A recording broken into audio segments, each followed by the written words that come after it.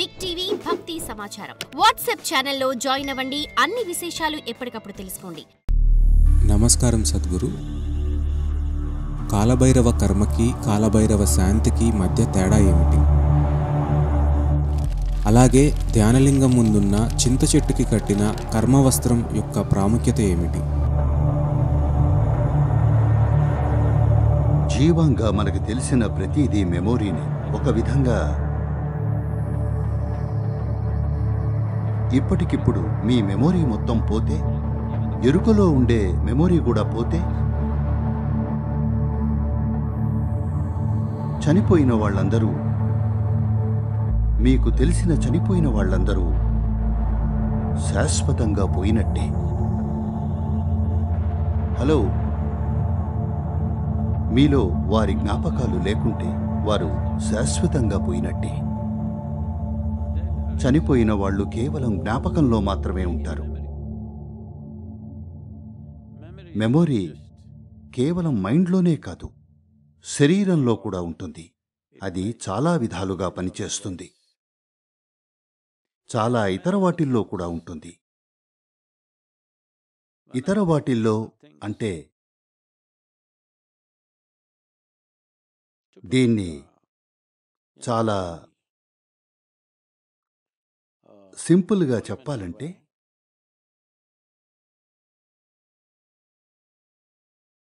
మీరు ఇలా నడిచి వెళ్తే ఒక కుక్కని తీసుకొస్తే కేవలం నేలని వాసన చూసి మీరిక్కడ ఉన్నారని తెలుసుకుంటుంది. అంటే మీరు మీ మెమోరీ జాడలను విడిచి వెళుతున్నారు, అవునా కాదా? కాబట్టి నడిచినప్పుడు మీరు మెమోరీ జాడలను వదిలిపెడుతున్నారు. అందుకే కుక్క కనిపెట్టగలుగుతోంది. 3-4 రోజుల వరకు, కొన్నిసార్లు అంతకంటే ఎక్కువ, ఎటువంటి డిస్టర్బెన్స్ లేకపోతే చాలా కాలం తరువాత కూడా కనిపెట్టగలదు. మీరు నడిచేటప్పుడు నేలతో మీ స్పర్శ కేవలం కొన్ని సెకన్లు మాత్రమే ఉండేటప్పుడు మీరు కుక్కలాంటి జంతువు గుర్తుపట్టగలిగేంత మెమోరీ జాడలు వదులుతున్నారంటే, మీరు కూర్చున్న చోట ఎంత మెమోరీని వదులుతున్నారనుకుంటున్నారు? Where you're sitting, how much memory do you think you're leaving? Huh? చాలా ఎక్కువ. కాబట్టి ఇప్పుడు మీరు ధరించిన బట్టలు, మీ శరీరానికి తాకుతున్న బట్టలు ఎంత మెమోరీని మోస్తున్నాయనుకుంటున్నారు? మీరు కేవలం ఇలా నడిస్తే మీ పాదాలు నేలని కొన్ని సెకన్లు మాత్రమే తాకుతాయి. దానికే ఎంతటి మెమోరీని వదులుతున్నారంటే అది రోజుల తరబడి నిలిచి ఉంటుంది. ఎవరూ జోక్యం చేసుకోకపోతే, వేరే ఎవరూ అటు రాకపోతే అది ఇంకా ఎక్కువ కాలం నిలుస్తుంది. అలాంటప్పుడు మీరు కూర్చున్న చోట, మీరు ధరించే బట్టలు, మీరు నిద్రపోయే స్థలం, అక్కడ ఇంకెంత ఎక్కువ మెమొరీ ఉండి ఉంటుంది. కాబట్టి ఈ మెమొరీ వాళ్ళు పోయి ఉండొచ్చు, వాళ్ళు లయమైపోయి ఉండొచ్చు, మనకు తెలీదు. బహుశా ముక్తి పొంది ఉండొచ్చు, లేదా వాళ్ళు ఎక్కడికో వెళ్ళిపోయి ఉండొచ్చు, లేదా మరో జన్మ ఎత్తుండొచ్చు, మనకు తెలీదు. కానీ మీరు వాళ్ల సంతానమైనందుకు, లేదా వాళ్లతో సంబంధం ఉన్నందువల్ల వాళ్ల మెమొరీ ముద్రలు మీ మీదున్నాయి. కాబట్టి కర్మలో ఒక ముఖ్యమైన అంశం ఏమిటంటే, మీరు దీని నుంచి విముక్తి పొందాలి. ఇది చాలా ముఖ్యం. మెమొరీ నుండి విముక్తి పొందడం, మెమొరీని కోల్పోవడం రెండు వేర్వేరు విషయాలు. మీరు మీ మెమొరీని కోల్పోతే, ఎరుకలో ఉండే మెమొరీని కోల్పోతే దాని నుండి విముక్తి పొందారని కాదు, అది మీలో మీకు తెలియని విధాలుగా పనిచేయడం ప్రారంభిస్తుంది. మనకు కావలసింది మన మెమొరీ నుండి కొంచెం దూరం. దాన్ని కోల్పోవాలని కాదు, దాన్ని కొంచెం వదులుగా ఉంచుకోవాలి, అంతే. కాబట్టి అది చనిపోయిన వాళ్ల కోసం, కానీ అతి ముఖ్యంగా బతికున్న వాళ్ల కోసం కూడా దూరం అన్నది ఖచ్చితంగా ఏర్పడాలి. బలమైన మెమొరీ తాలూకు జాడలు మరీ ఎక్కువగా ఉంటే అవి చనిపోయిన వాళ్ళని కూడా ఇబ్బంది పెడతాయి. చనిపోయిన వారి దగ్గరి బంధువులు అంటే ముఖ్యంగా వారితో చాలా ప్రియమైన సంబంధం కలవారెవరైతే ఉన్నారో వారే ఆ చనిపోయిన వాళ్ళని ఇబ్బంది పెడతారు. అందుకే ఈ సంస్కృతిలో ఎవరైనా చనిపోవాలనుకుంటే వాళ్ళు దూరంగా వెళ్ళిపోయేవాళ్ళు, కుటుంబం మధ్య ఉండేవారు కాదు. చనిపోయే సమయంలో కుటుంబంతో ఉండాలనుకోరు. ఎందుకంటే చివరి క్షణం వరకు ఈ అనుబంధాలు కొనసాగుతూనే ఉంటాయి. దూరంగా ఉండాలనుకుంటారు, ఒంటరిగా. ఈ అవగాహన తెచ్చుకోవడానికి ఈ ప్రపంచంలో మనం ఏర్పరచుకున్న అన్ని సంబంధాలు ప్రాథమికంగా మెమొరీపరమైనవే అని, మెమొరీ తుడిచివేయబడితే ఏ సంబంధాలు ఉండవు అని. అలాగే తమలో ఒక పార్శ్వాన్ని స్థాపించడానికి, ఈ మెమొరీని దాటి దాగి ఉన్న పార్శ్వాన్ని ఎరుకలోకి తెచ్చుకోవడానికి, ఆ పార్శ్వమే జీవం. కాబట్టి పోయిన వ్యక్తి కోసం మనం వీలైనంత ఎక్కువ మెమొరీని తొలగించాలనుకుంటాం. తద్వారా వాళ్ల విముక్తి ప్రక్రియ సజావుగా, సులభంగా, ఇక్కడా అక్కడా చిక్కుకోకుండా జరుగుతుంది. దాన్ని విడుదల చేయాలనుకుంటారు. అందుకే మన సంస్కృతిలో ఒక విషయం ఉంది. ఎవరైనా చనిపోతే వారి రక్త సంబంధీకులందరూ రావాలి. ఇప్పుడలా జరగడం లేదు. ఈ రోజుల్లో ఎవరెక్కడున్నారో మనకు తెలీదు. లేకపోతే ఎవరైనా చనిపోతే మీకీ విషయం తెలుసో లేదో నాకు తెలీదు. గత తరంలో ప్రజలు లెక్కపెట్టేవారు. నా తాతగారు చనిపోయారు, సరే, కొడుకులిక్కడ ఉన్నారు, కూతుళ్ళిక్కడున్నారు, పిల్లలక్కడున్నారు. ఓ, ఈ అన్నగారి కొడుకేడి, వాడు రాలేదా? అందరూ వచ్చారో లేదో లెక్క పెడతారు. ఎందుకంటే వాళ్ళు వచ్చి అతన్ని విడుదల చెయ్యాలి. వాళ్ళు వచ్చి ఏదో విధంగా తమ మెమొరీని కడిగేసుకోవాలి. వాళ్ళు ఆ చనిపోయిన శరీరాన్ని చూడాలి. వాళ్ళు ఆ చనిపోయిన శరీరం దహనం కావడం చూడకపోతే వాళ్ల మెమొరీలో అతను ఇంకా బతికే ఉంటాడు. అలా జరిగినప్పుడు ఏదో విధంగా అది అతన్ని విడుదల చెయ్యదు. ఎందుకంటే ఇది రుణానుబంధం. శరీర స్థాయిలో, భౌతిక పార్శ్వం స్థాయిలో మెమొరీ ఉంటుంది. కాబట్టి ఆ వ్యక్తికి చెందిన వస్తువులన్నీ ఒకే చోట కాకుండా వేర్వేరు దిశల్లో ఇచ్చేస్తారు. తద్వారా ఆ మెమొరీ ఒకే చోట నిలిచి ఉండదని. అస్థికలను ఒకే చోట పెట్టరు. దాన్ని కొన్ని చోట్ల వాటిని శాశ్వతంగా కలశంలో భద్రపరుస్తున్నారని నాకు తెలుసు. మనం అలా చేయం. 3 వేర్వేరు నదుల్లో కలుపుతాం. తద్వారా అవి ఎప్పటికీ కలవ్వని, కలిసి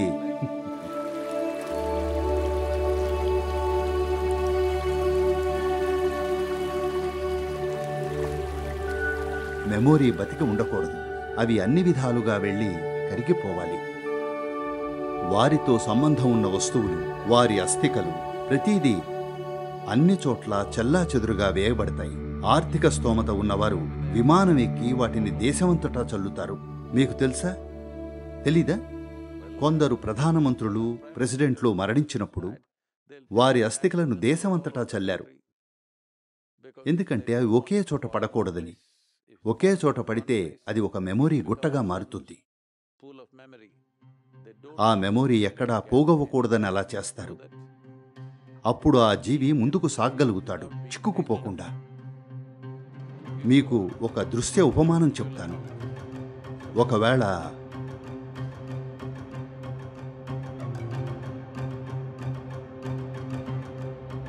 మీరు సూపర్ గ్లూతో ఏదైనా అతికించడానికి ప్రయత్నించారా? ఒకవేళ పొరపాటున కొంచెం చేతికైతే, సరిగ్గా పట్టుకోక చేతికైతే, ఎక్కడ తాకితే అక్కడ అది అంటుకుంటుంది. లేదా మీరు సాలెగూడులో చిక్కుకున్నారనుకోండి, అది అనేక చోట్ల పట్టి ఉంచుతుంది. కాబట్టి మన ఉద్దేశం ఈ పట్టుకునే అన్ని బిందువులను విడిపించడం.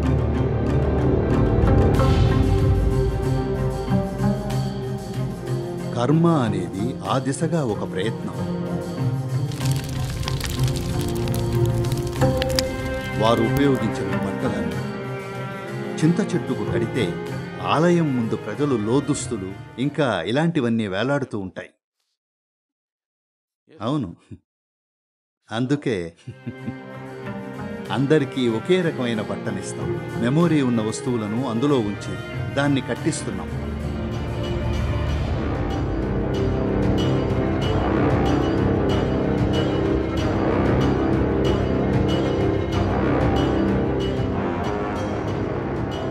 ఎందుకంటే ఆ వ్యక్తి మెమొరీ ఎక్కడెక్కడుందో ఎవరికీ తెలియదు, మనకి తెలియదు అది ఎక్కడెక్కడ చిక్కుకుపోయి ఉందో. కాబట్టి ఒక సింపుల్ పని ఏమిటంటే వారికి సంబంధించిన కొంచెం మెమొరీని తీసుకుని అక్కడ ఉంచుతాం.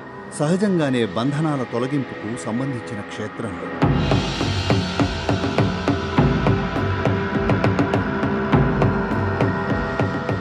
సాధారణంగా దీన్ని శివాలయం ముందు కడతారు, ఎందుకంటే ఆయన తపస్సు. ఏది ఆయన అంటారు, ఎప్పుడూ భస్మం పులుముకుని ఉంటాడు. అలాంటి శక్తి ఉన్న చోట ఆ మెమొరీని కడతారు. తద్వారా దానికి సంబంధించిన ప్రతిదీ కరిగిపోవాలని. ధ్యానలింగ ఖచ్చితంగా అందుకొక ఆదర్శ ప్రదేశం.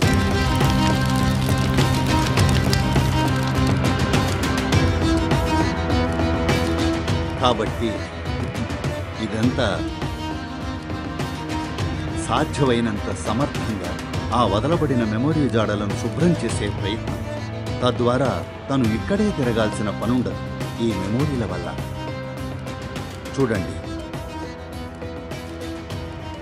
ప్రజలు జీవించి ఉన్నప్పుడు కూడా, శరీరంలో ఉన్నప్పుడు కూడా, ఈ సమయంలో కూడా చాలామంది కొన్ని విషయాల చుట్టూ తిరుగుతూ ఉంటారు.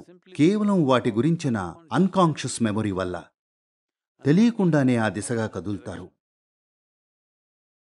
కాబట్టి ఇదంతా తెలుసా, పాశ్చాత్య ప్రపంచంలో దేజావు అనేది ఉంది. నిన్ను చూసినప్పుడు నేను నిన్ను ఎక్కడో చూసినట్లు అనిపిస్తుంది. అలా మెమొరీ ఆడిస్తుంది, మెమొరీ మార్గనిర్దేశం చేస్తుంది. అలానే మెమొరీ గందరగోళం కూడా సృష్టిస్తుంది. ఈ 21వ శతాబ్దంలోని కొత్త సాంకేతికత అంతా కూడా మనం మెమొరీని కొంచెం ఇటు అటు పంపగలుగుతున్నాం అంతే. మనం దాన్ని ఒక స్టిక్లో పెట్టుకోగలం, కంప్యూటర్లో పెట్టగలం, ఫోన్లో తీసుకెళ్లగలం. కేవలం మెమొరీ. మనం ఫోన్లో ఆడుతున్న ఆటలన్నీ కేవలం మెమొరీనే. మీరు దాన్ని పాట అనుకుంటున్నారు, సినిమా అనుకుంటున్నారు, వీడియో అనుకుంటున్నారు, మరేదో అనుకుంటున్నారు. అదంతా కేవలం మెమొరీనే కదా. కాబట్టి ఇది ఒక తరం లేదా ఇది ఒక యుగం.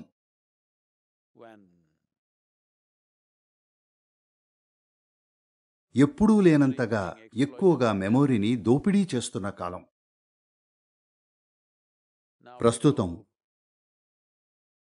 ప్రస్తుతం హై కెపాసిటీ కంప్యూటర్లను నిర్మిస్తున్నారు, ఫలానా వ్యక్తి యొక్క అన్ని కోణాలను డౌన్లోడ్ చేసుకోవడానికి. To download all aspects of a particular human being. తద్వారా వారు చనిపోయినప్పుడు ఈ కంప్యూటర్ బతికుంటుంది. అదే ఉద్వేగాలతో, అదే జెనెటిక్ మెమొరీతో ప్రతిదీ కలిగి ఉంటుంది. ప్రజలు దానితో సంబంధం పెట్టుకోగలరు. ఆ కంప్యూటర్కు అందరూ తెలుసు, వారి స్నేహితులు, బంధువులు ఎవరో. ఆ వ్యక్తి మాట్లాడినట్లే వారితో మాట్లాడుతుంది. ఇలాంటివి ఇప్పుడు జరగడం మొదలైంది. ఇది మెమొరీతో మరీ ఎక్కువగా ఆడుకోవడమే. ఇక్కడ మన సంస్కృతిలో మనం ఎప్పుడూ మెమొరీని తుడిచివేయాలనుకుంటాం, ఎందుకంటే నిన్నటి రోజుకు దాని స్వంత శక్తి ఉందని మనకు తెలుసు. దాని నుండి విముక్తి పొందకపోతే నిన్నటి రోజు మీ రేపటిని పాలించగలదు. నిన్నటి రోజు మీ రేపటిని పాలిస్తే దానర్థం రేపనేది అసలు రాలేదనే. కాబట్టి గతం పునరావృతం అయినప్పుడు దానర్థం చనిపోయి ఉండాల్సింది సజీవంగా ఉంది. ఎవరో చాలా గట్టిగా అన్నారు, చనిపోయిన వారిని చనిపోయిన వారికే వదిలేయండి. చనిపోయిన వారికే వదిలివేయడం అంటే చనిపోయిన వారిని నిర్లక్ష్యం చేయడం కాదు. It just means నిన్న ఏం జరిగిందో, గత క్షణంలో ఏం జరిగిందో అది మృతమైపోయిందన్న ఎరుక నిరంతరం ఉండడం. కాబట్టి ప్రజలు వచ్చినప్పుడు వారి ఆలోచన కేవలం ఇది మాత్రమే కావచ్చు. అదేమిటంటే తమ తండ్రి, తల్లి, తాత లేదా చనిపోయిన వారిని ఎలా విడుదల చెయ్యాలి అని మాత్రమే అయ్యుండొచ్చు. అలా కాదు. ఇది కేవలం జీవం. ఇది ఒక సజీవమైన విశ్వం. అందులోని చిన్న చిన్న మెమొరీ బుడగల్నే మీరు వ్యక్తిగత జీవి అని పిలుస్తున్నారు. వివిధ స్థాయిల మెమొరీ వివిధ రకాల జీవులుగా అయింది. మానవుడు అత్యంత సంక్లిష్టమైన మెమొరీ కలిగి ఉన్నాడు. మెమొరీ సంక్లిష్టత కారణంగా సామర్థ్యాలు మెరుగుపడ్డాయి. అలాగే బాధ పెరుగుదల కూడా జరిగింది. Because human beings, మానవులు తమలో లోతైన బాధలను అనుభవించడం వల్ల వారు దీని నుండి బయటపడే మార్గం ఏమిటి అని చూడటం ప్రారంభించారు. మానవులకు తమ మెమొరీ తాలూకు ఉన్నంత బాధ ఇతర జీవులకు ఉండదు. కొన్నిసార్లు అవి ఏకైక మెమొరీ తాలూకు బాధను అనుభవిస్తాయి. కొన్ని పక్షులు, జంతువులు ఉన్నాయి. అవి ఒక సంఘటన తాలూకు మెమొరీ తాలూకు బాధను అనుభవిస్తాయి. బహుశా దాని జీవిత భాగస్వామి చనిపోయి ఉండొచ్చు, లేదా మరేదైనా జరుగుండొచ్చు. అవి నిరాశకు గురైన సంఘటన ఒకదాన్ని గుర్తుంచుకుని బాధపడతాయి. కానీ మనిషి అలా కాదు. తను కొన్ని లక్షల చిన్న చిన్న విషయాలను గుర్తుంచుకోగలడు, లక్షల సార్లు బాధపడగలడు. ఎందుకంటే అది చాలా స్పష్టంగా ఉంటుంది. మానవ మెమొరీ చాలా వివరంగా ఉంటుంది. దానిలో ఒక స్పష్టత ఉంటుంది. దానిలో ఒక నిర్దిష్ట వాస్తవికత ఉంటుంది. అది నిజంగా జరిగిన దానికంటే ఎక్కువ వాస్తవికంగా ఉంటుంది. చాలామందికి నిన్న జరిగింది ఇప్పుడు జరుగుతున్న దానికంటే ఎక్కువ వాస్తవికంగా ఉంటుంది. వారి జీవితానుభవం అలానే ఉంటుంది. మెమొరీ ద్వారా జీవిస్తారు. మీరు మెమొరీ ద్వారా జీవించినప్పుడు మీరు మరణం తాలూకు ప్రదేశంలో జీవిస్తారు. అయితే ఒక పాదం మాత్రం జీవం తాలూకు ప్రదేశంలో ఉంటుంది. అది హింస. మీకు చెడ్డదేదో జరగాల్సిన పని లేదు. మంచి విషయాలను కూడా ప్రజలు బాధపడగలరు. నిన్న ఎంత అద్భుతంగా ఉందో తెలుసా? దాన్ని కూడా వారు బాధపడగలరు. కాబట్టి మెమొరీ మన ఉనికికి ఆధారం. అలాగే మెమొరీ మన బంధనం కూడా. మనం కర్మ అంటున్నది మన మెమొరీనే. మనం జెనెటిక్స్ అంటున్నది మెమొరీనే. మనం ఎవల్యూషన్ అంటున్నది మెమొరీనే. మీరు నేను అనుకునేది మెమొరీనే.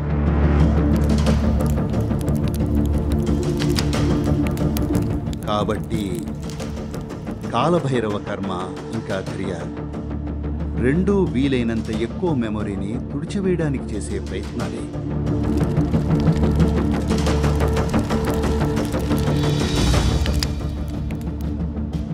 ఇది తవ్వి శుభ్రం చేయడం కాదు. ఇది కేవలం ఉపరితలంపై శుభ్రం చేయడం. మనం కేవలం ఉపరితలాన్ని తుడుస్తున్నాం. తద్వారా ఏదీ ఆపదని సాధ్యమైనంత వరకు. మనం పూర్తిగా లోతైన శుభ్రత చేయాలనుకుంటే అది చాలాసార్లు అవసరం కాకపోవచ్చు, కానీ కొందరికి అవసరం కావచ్చు. కానీ దానికి వేరే స్థాయి నిమగ్నత అవసరం. రెండు పక్షాల నుండి అది సంక్లిష్టమవుతుంది. For more videos like this, subscribe Big TV channel.